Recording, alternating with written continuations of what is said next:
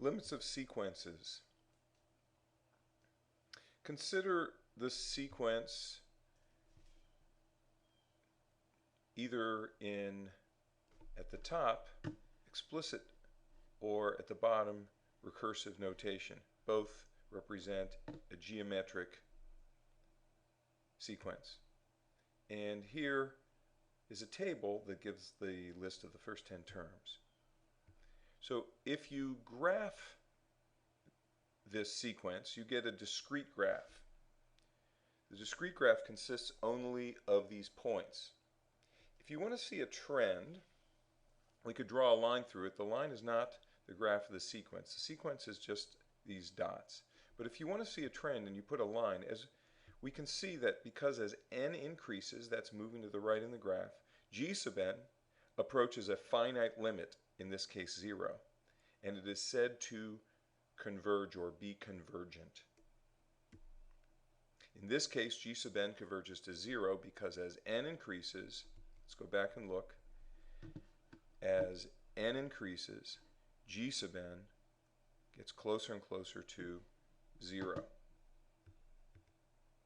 Using limit notation, we write the limit of g sub n as n approaches infinity is equal to 0.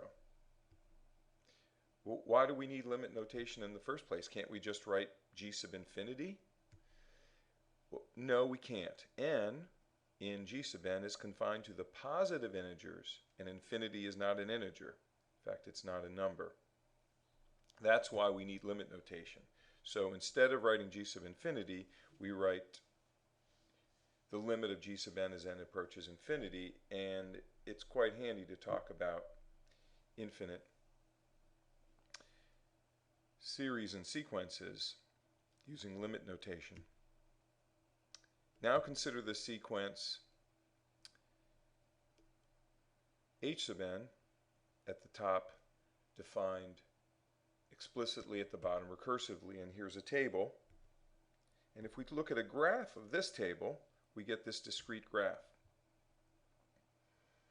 Again, the graph is simply these dots. If we want to look at the trend, we draw a line through it, and we can see that because as n increases, h sub n increases without bound. The sequence h sub n is said to be divergent. So the limit of h sub n as n approaches infinity, in this case, does not exist. And that's an introduction to limits of sequences.